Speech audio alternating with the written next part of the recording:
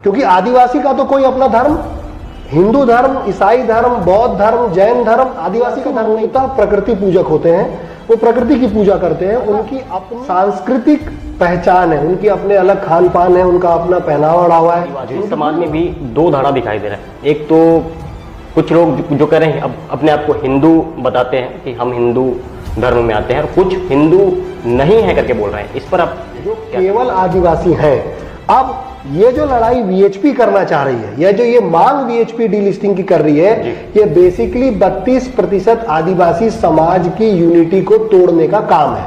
क्योंकि वो ये चाहते हैं कि ये आदिवासी या ईसाई आदिवासी या केवल आदिवासी के नाम पे आपस में लड़ने लगे, जबकि आदिवासी होने के नाते चाहे उसने कोई धर्म स्वीकार किया हो या न किया हो, उसकी मूल पहचान आदिवासियत की बनी रहती है, और इसका आरक्षण से कोई सीधा संबंध या कोई लेना देना, यदि उसमें शैक्षणिक पिछड़ापन है तो आदिवासियत का जो आदिवासी समाज का जो रिजर्वेशन है, धर्म के कारण या किसी धर्म का हिस्सा होने के कारण नहीं है। दूसरी बात, आदिवासी कभी भी हिंदू धर्म का भी हिस्सा नहीं रहा।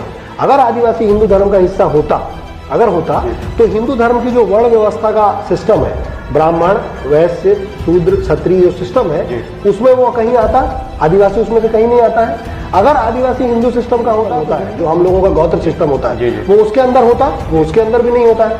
अगर आदिवासी टेक्निकली ईसाई भी होता, तो फिर वो जो पूरी ईसाइयत की परंपरा है या बाइबल की परंपरा है, वो उसके पास होती, वो भी उसके पास नहीं है। वो बेसिकली बिल्कुल एक अलग सांस्कृतिक समाज। अगर आदिवासी इस बात को समझ लें कि चाहे वो सरगुजा के आदिवासी हैं, चाहे वो बस्तर के आदिवासी हैं, चाहे वो ईसाई हो गए हैं, चाहे वो हिंदू हो गए हैं, चाहे वो केवल आदिवासी हैं, कि उनकी लड़ाई आदिवासियत की लड़ाई है, उनकी लड़ाई जल जंगल जमीन की लड़ाई है, उनकी लड़ाई उनके सामुदायिक की लड़ाई, उनके बच्चों को पढ़ाने लिखाने, शिक्षा देने, नौकरी देने की लड़ाई है, आपस में धर्म के नाम पे लड़ने की लड़ाई नहीं है, तब तो आदिवासी समाज बच जाए। वीएचपी और आरएसएस की ट्रैप में फंसा, और उन्होंने अगर हिंदू और ईसाई और आदिवासियत के नाम पे लड़ाई शुरू की, तो इससे आदिवासी समाज का तो केवल नुकसान होगा।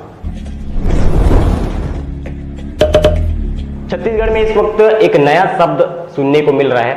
कई जिलों में इसे लेकर के रैली भी निकाली जा रही है।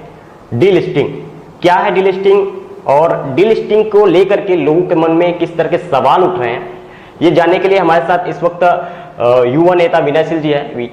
आपको बता दें कि विनय सिल जी किसी परिचय के मोहताज नहीं है। वो लगातार छत्तीसगढ़ की सामाजिक और राजनीतिक विषयों पर, मुद्दों पर बेबाकी से अपनी बातें रखते हैं और चर्चा करते हैं। तो सबसे पहले तो आपका बहुत बहुत स्वागत है। Thank you Sanjay.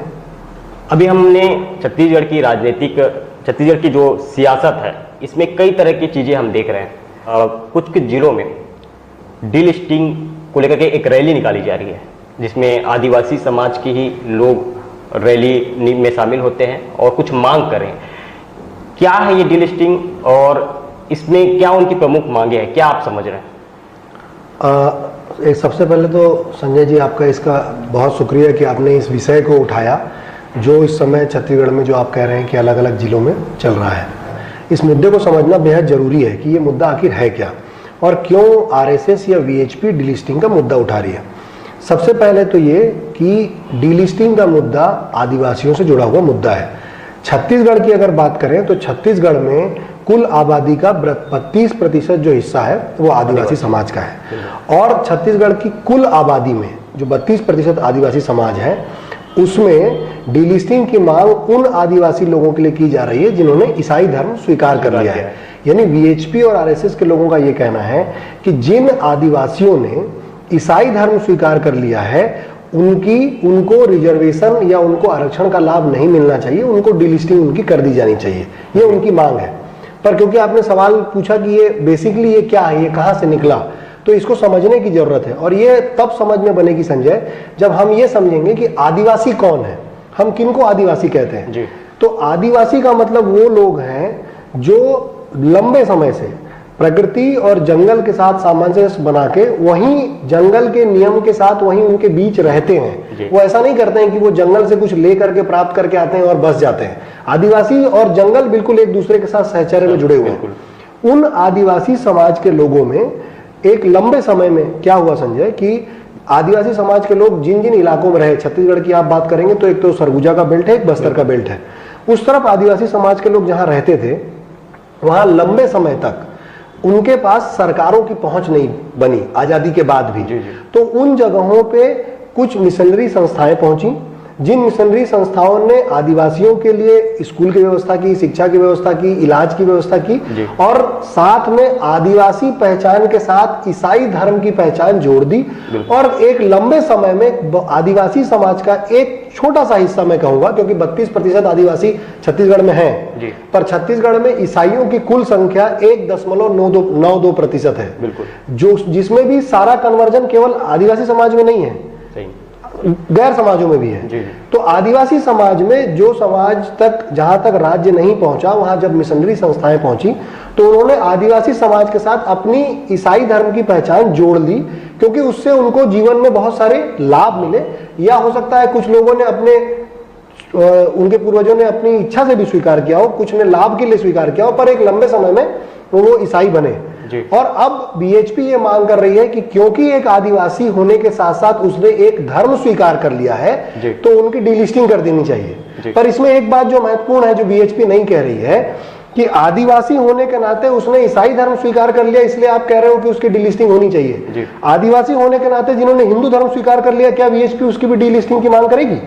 क्योंकि आदिवासी का तो कोई अपना धर्म, हिंदू धर्म, ईसाई धर्म, बौद्ध धर्म, जैन धर्म आदिवासी का धर्म नहीं है।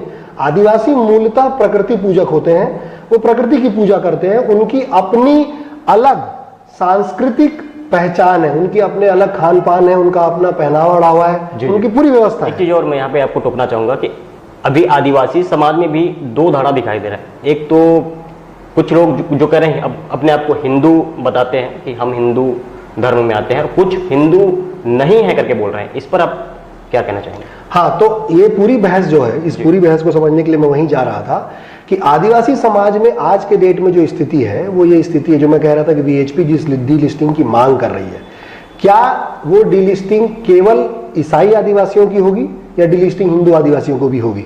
अब आपने पूछा कि आदिवासियों में अलग अलग धड़े हैं, उसको समझने की जरूरत है। आदिवासी समाज वो समाज है जिसकी, मैंने जो आपसे कहा कि जिनका अपना एक विशेष पूजा पद्धति है, अपनी संस्कृति है, अपना पहनावा ओढ़ावा, अपना खान पान भी बिल्कुल अलग है। अब उसमें क्या हुआ, लंबे समय में जहां पे मिशनरी संस्थाएं पहुंची, उसके बाद जहां पे आरएसएस, बीजेपी जहां पे कल्याण आश्रम बना के पहुंची, जहां पे ये दोनों संस्थाएं पहुंची, उन्होंने आदिवासी पहचान के साथ हिंदू पहचान और ईसाई पहचान जोड़ दी। उससे ये हो गया कि आदिवासी समाज में आदिवासी रहते हुए कुछ आदिवासी हिंदू आदिवासी हो गए, कुछ आदिवासी ईसाई आदिवासी हो गए, और उसके बाद एक और धड़ा है संजय, जो केवल आदिवासी हैं। अब ये जो लड़ाई वीएचपी करना चाह रही है, या जो ये मांग वीएचपी डीलिस्टिंग की कर रही है, ये बेसिकली 32% आदिवासी समाज की यूनिटी को तोड़ने का काम है। क्योंकि वो ये चाहते हैं कि ये आदिवासी आपस में हिंदू आदिवासी या ईसाई आदिवासी या केवल आदिवासी के नाम पे आपस में लड़ने लगे, जबकि आदिवासी होने के नाते चाहे उसने कोई धर्म स्वीकार किया हो या न किया हो, उसकी मूल पहचान आदिवासियत की बनी रहती है, और इसका आरक्षण से कोई सीधा संबंध या कोई लेना देना नहीं है। आप पूछेंगे कैसे नहीं है, उसका मैं आपको कारण बताता हूं।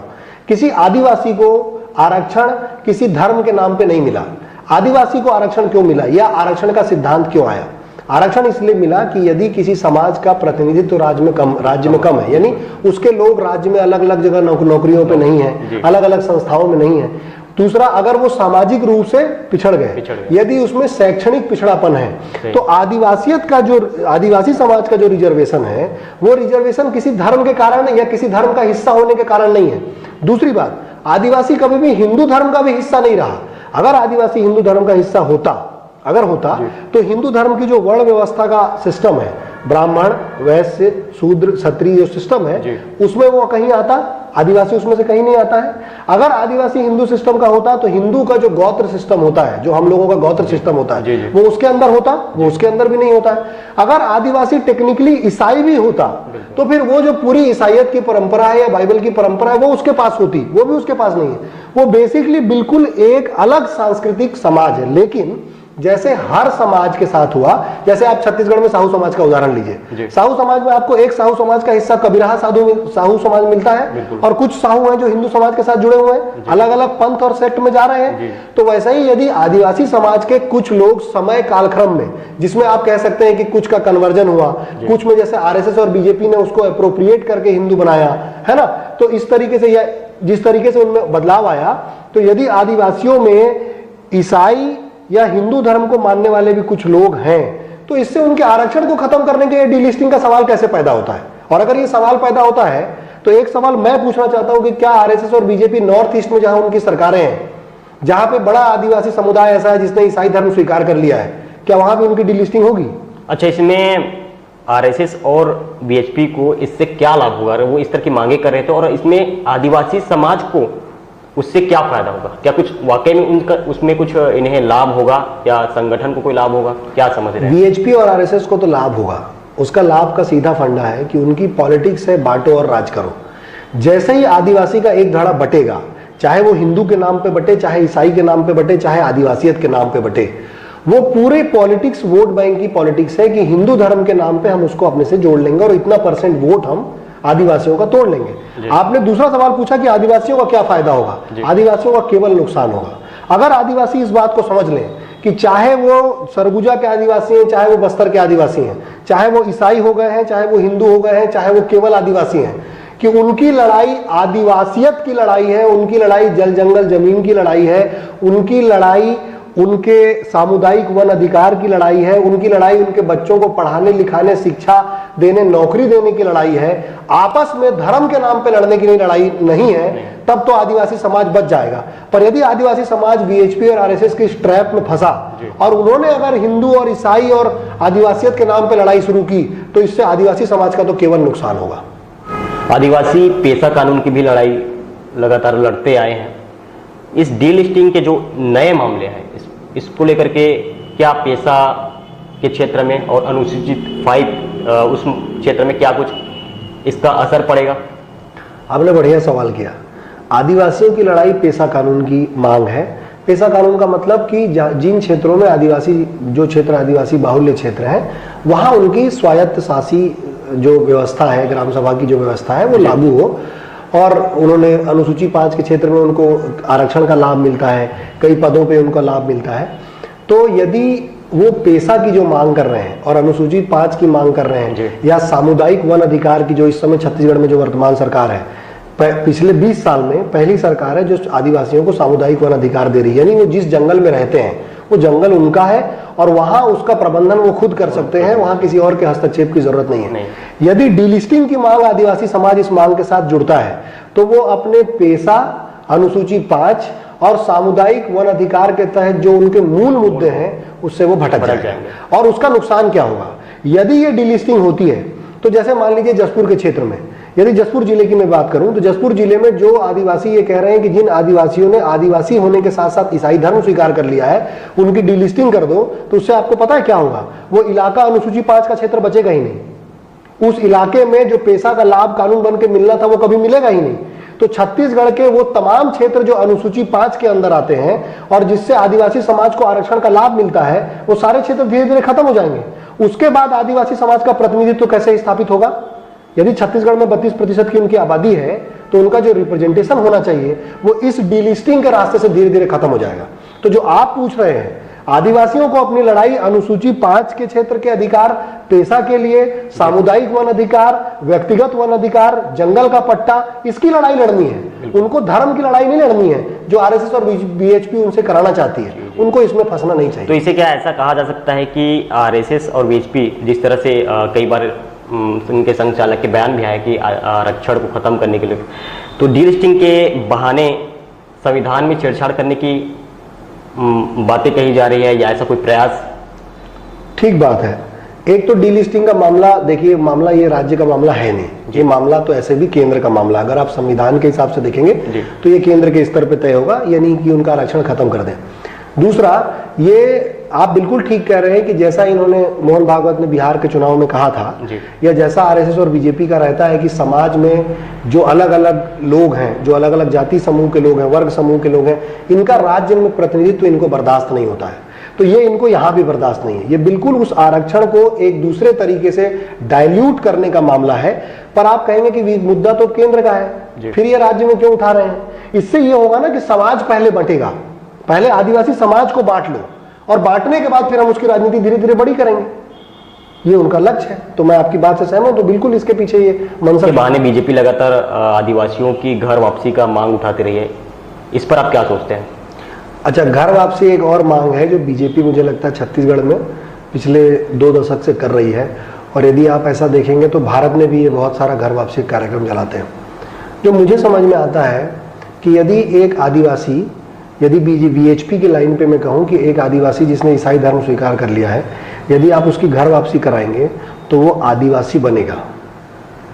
घर वापसी कराने का मतलब उसको एक धर्म से निकाल के दूसरे धर्म में डालना नहीं है, एक धर्म से निकाल के दूसरे धर्म में डालना नहीं है। अगर वीएचपी ये कह रही है कि उन्होंने ईसाई धर्म स्वीकार कर लिया, तो आप मूलतः उसको अगर आदिवासी बनाने के लिए या उसकी आदिवासियत की पहचान को बड़ी करने पे बात करते तो वो उसकी घर वापसी होती।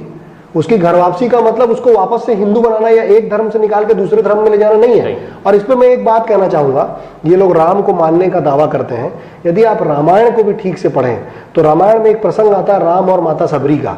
सबरी भीलनी जाति की आदिवासी हैं जिन्होंने उनको राम को बेर खिलाया, राम को जूठे बेर खिलाने वाली सबरी हैं। राम ने उनको हिंदू धर्म स्वीकार नहीं कराया था भाई। आज भी हम जानते हैं कि सबरी भील आदिवासी है, हिंदू आदिवासी हम सबरी को नहीं कहते हैं। तो जब प्रभु श्री राम ने जिनके नाम पे आप राजनीति करते हो, उन्होंने आदिवासी को आदिवासियत की पहचान के साथ रहने दिया, तो आप इसमें धर्म की राजनीति क्यों कर रहे हो? आप अपने मानने वाले ईश्वर से भी बड़े हो क्या? तो ये पूरी राजनीति संजय भाई आदिवासी समाज की एकता को और उसकी सांस्कृतिक विविधता को खत्म करने की राजनीति है। आपके चैनल के माध्यम से जो एक बात मैं उस समाज से कहना चाहता हूं वो ये कि आदिवासियों को इस लड़ाई को आदिवासियत के नाम पे लड़ना चाहिए, और चाहे वो हिंदू आदिवासी हो, चाहे वो ईसाई आदिवासी हो, चाहे वो आदिवासी हो, तीनों को हाथ पकड़ के खड़ा होना चाहिए और कहना चाहिए कि हमारी लड़ाई सामुदायिक वन अधिकार की लड़ाई है, हमारी लड़ाई अनुसूचित 5 क्षेत्रों में अधिकार की लड़ाई है, हमारी लड़ाई पेशा कानून की लड़ाई है, हमारी लड़ाई जल जंगल जमीन की लड़ाई है, हमारी लड़ाई धर्म की लड़ाई नहीं है। तो यही मैं आपके चैनल के माध्यम से कहना चाहूंगा कि आदिवासियों को धर्म के नाम पे बंटना नहीं चाहिए। छत्तीसगढ़ में तो बीजेपी लगातार आदिवासियों का घर वापसी और डीलिस्टिंग को ही बड़ा मुद्दा बता रही है। अगर ये मुद्दा नहीं है तो फिर क्या है छत्तीसगढ़ में आदिवासियों के लिए बड़ा मुद्दा क्या है? देखिए संजय, ये जो पूरी डीलिस्टिंग और घर वापसी का मामला है, इसको कभी दूसरे तरीके से भी सोचना चाहिए। मान लीजिए कि हम हिंदू समाज से आते हैं। गांधी जी हमेशा कहते थे कि सर्वजन हिताय, सबका हित जिसमें हो वही काम सबसे अच्छा काम है।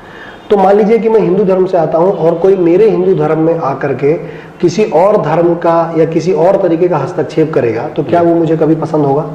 मुझे कभी पसंद नहीं होगा। इसलिए मुझे लगता है कि आदिवासियों के बीच भी हमें बहुसंख्यक हिंदू समाज को भी समझना चाहिए, ईसाई समाज को भी समझना चाहिए, बाकी समाजों को भी समझना चाहिए कि आदिवासियों को उनकी आदिवासियत पे मजबूत करने की जरूरत है, न कि उनके साथ किसी और धर्म के पहचान की या उनके संस्कृति और उनकी विविधता के साथ किसी तरीके के खिलवाड़ करने की जरूरत है। जैसे हम नहीं पसंद करेंगे कि हमारे धर्म में किसी का हस्तक्षेप हो, वैसे ही मैं कह रहा हूं कि आदिवासियों के बीच में उनकी सांस्कृतिक और उनकी सभ्यता में धार्मिक हस्तक्षेप नहीं करना चाहिए, बल्कि जो उनके मूल मुद्दे हैं, जो आदिवासियों के मुद्दे हैं, उन पर लोगों को काम करना चाहिए और उनको आदिवासी बने रहने देते हुए उनको सशक्त करना। देखा आपने कि हमने छत्तीसगढ़ में जो अभी ताजा जो मुद्दा है, एक तरह से कह सकते हैं कि डीलिस्टिंग एक बड़ा विषय से बनाने की कोशिश की जा रही है। डीलिस्टिंग के माध्यम से आदिवासियों को बांटा जा रहा है, और इसलिए बांटा जा रहा है क्योंकि अगले साल जो है चुनाव विधानसभा, उस विधानसभा चुनाव को देखते हुए कहीं ना कहीं